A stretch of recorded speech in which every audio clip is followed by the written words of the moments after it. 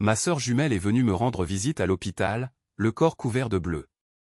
En réalisant qu'elle était maltraitée, j'ai décidé d'échanger ma vie avec la sienne pour donner à ce monstre une leçon qu'il n'oublierait jamais. Je m'appelle Manon, et ma sœur s'appelle Chloé. Nous sommes jumelles, identiques comme deux gouttes d'eau, mais nos destins étaient aussi différents que l'eau et l'huile, que le ciel et la terre. Les gens disaient que je n'allais pas bien, que j'étais folle. Les médecins utilisaient des termes plus élégants. Ils disaient que je souffrais d'un trouble du contrôle des impulsions, que j'avais du mal à réguler mes émotions. Moi, je décris cela comme le fait de ressentir trop fort. Je ressens tout 10 fois plus intensément que les autres. Ma joie peut me faire exploser la poitrine, tout comme ma colère. Eh bien, c'est ma colère qui m'a amené dans cet endroit.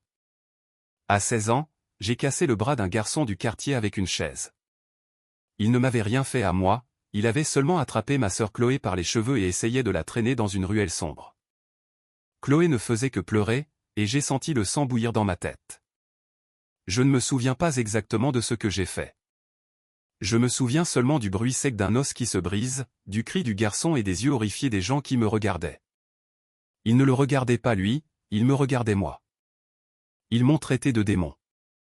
Mes parents, qui avaient déjà la vie dure, ont commencé à vivre le pire. Ils avaient peur de moi. Finalement, ils m'ont amené ici, à la clinique de la Source. Et ainsi, 10 ans ont passé. 10 ans à vivre dans une chambre blanche de moins de 10 mètres carrés. 10 ans à voir le monde à travers une fenêtre au barreau de fer.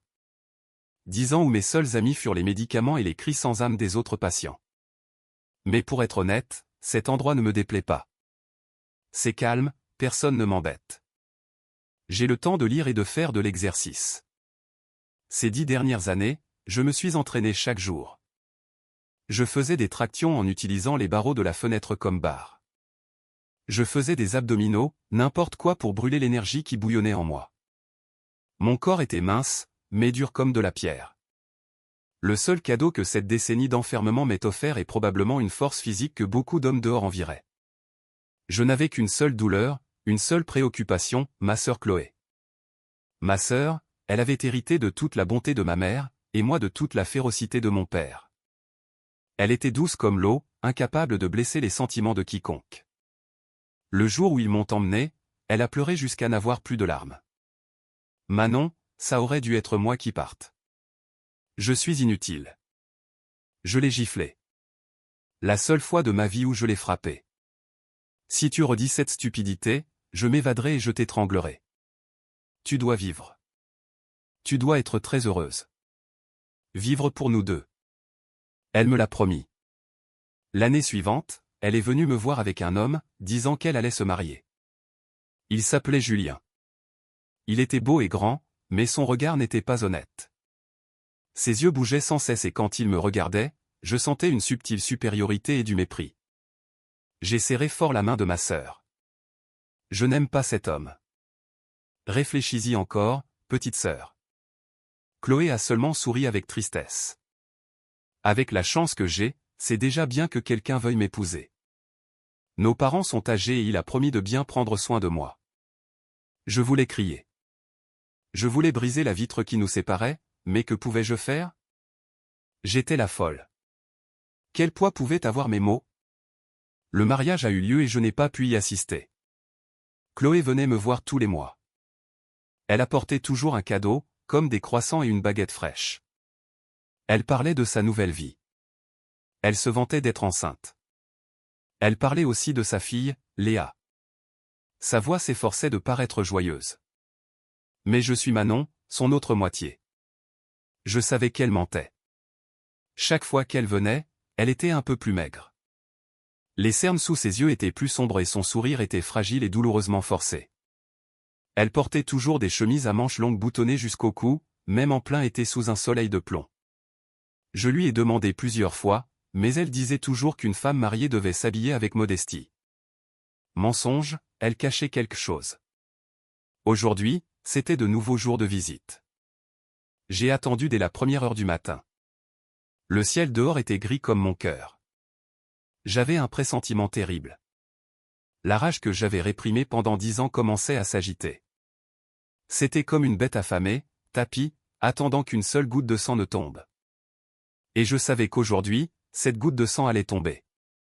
On entendit le claquement sec de la serrure et la lourde porte en fer s'ouvrit avec un grincement. À l'instant où Chloé est entrée, j'ai senti comme si quelqu'un me broyait le cœur. La personne qui se tenait devant moi n'était pas la Chloé que je connaissais. C'était seulement une ombre décharnée et fragile. Elle portait une vieille chemise aux épaules usées et le col montait jusqu'à son menton. Malgré la chaleur étouffante de l'été, elle était habillée ainsi. Elle avait les cheveux en désordre, le visage consumé et pâle, mais ce qui me glaça le sang, ce furent ses yeux. Où étaient les yeux clairs et doux de ma sœur? Il n'y avait plus que deux puits profonds remplis de désespoir, deux pupilles éteintes et sans vie. Et sous la pommette gauche, un léger bleu violacé, maladroitement dissimulé avec de la poudre de maquillage bon marché. Elle força un sourire qui me retourna l'estomac. « Manon, comment vas-tu » Sa voix était faible et tremblante, comme une feuille sèche. Elle posa un sac de croissants et une baguette sur la table, probablement des invendus de la boulangerie achetés au rabais pour économiser de l'argent. Je n'ai pas répondu. Je me suis approché et je me suis planté fermement face à elle. J'ai levé la main et, avec mes doigts calleux, j'ai touché doucement le bleu sous son œil. Elle a sursauté et reculé d'un pas, comme un oisillon effrayé par une branche qui plie. Ah, ce n'est rien. Je suis tombé de vélo. Tu es tombé ? Ai-je répété d'une voix froide comme la glace. Tu tombes et tu as un bleu juste sur un œil ? Comment faut-il tomber pour que ça arrive ? Elle a bégayé, baissé la tête et s'est tordu les mains. J'ai regardé ses mains. Les articulations étaient enflées et rougies, les ongles courts et pleins d'éraflures. Étaient-ce les mains de quelqu'un qui travaille dur ou celles de quelqu'un qui se défend désespérément ? La colère commença à monter. J'ai pris une grande inspiration, essayant de garder le calme dans ma voix. Je te pose la question, petite sœur. Pourquoi portes-tu des manches longues avec cette chaleur ? Je n'aime pas le soleil. Je suis un peu faible dernièrement. Je n'ai pas pu tenir plus longtemps. Je lui ai attrapé le poignet. Elle a poussé un petit cri et a essayé de se dégager. Manon, que fais-tu ? Tu me fais mal. Tu me fais mal, fut comme jeter de l'huile sur le feu. Ignorant ses supplications, j'ai remonté sa manche brusquement et alors je l'ai vue. La carte de l'enfer. Les bras maigres et pâles de ma sœur étaient couverts de bleu, des bleus vieux et jaunâtres, des bleus récents d'un violet sombre, des marques rouges et enflées. Il y avait des marques circulaires, comme si on l'avait serré fort avec les doigts, et des marques allongées comme celles d'un fouet ou d'une ceinture. Je lui ai lâché la main. Tout mon corps tremblait, non de peur, mais de rage. Une rage brûlante, démentielle, que je n'avais pas ressentie depuis 10 ans. Ce salaud, Julien. J'ai serré les dents. Ce n'était pas une question, c'était une certitude. Chloé est restée paralysée. Elle ne le cachait plus et, comme si un barrage avait cédé, elle s'est effondrée, s'est couvert le visage et a commencé à sangloter. Un pleur contenu depuis longtemps éclata. Un pleur triste et amer qui remplit la chambre blanche. Manon, Manon, sauve-moi. Aide-moi. Elle a rampé sur le sol et s'est accrochée à mes jambes. Il me bat. Il me bat constamment. Sa mère, sa sœur, toute la famille me traite pire qu'un chien. Et Léa. Il bat aussi Léa. Cette dernière phrase me changea en pierre. Ce monstre avait frappé Léa, ma nièce de 3 ans. Je me suis penché et je l'ai relevée. Cette fois, elle s'est affaissée dans mes bras, sans force. J'ai regardé son visage gonflé par les larmes. J'ai regardé ses yeux identiques aux miens, maintenant remplis seulement de désespoir. Arrête de pleurer. Ma voix était grave et rauque. Pleurer ne résout rien. Raconte-moi tout. Du début à la fin. Qu'est-ce qu'il t'a fait ce salaud ? Qu'est-ce qu'il a fait à Léa ? J'ai assis ma sœur sur mon unique lit en métal. Je lui ai servi un verre d'eau, elle a bu entre 2 sanglots et alors elle a commencé à parler. Sa confession désespérée fut la sentence de mort pour cette famille. Chloé, assise sur le lit, les épaules tremblantes, agitait le verre d'eau entre ses mains. D'une voix brisée qui s'étouffait dans sa gorge, elle commença à parler. Chaque mot qu'elle prononçait était comme un couteau se plantant dans mon cœur. Au début du mariage, il se comportait bien, Manon, du moins devant nos parents, commença-t-elle à raconter, mais c'est en allant vivre chez eux que j'ai découvert ce qu'était l'enfer.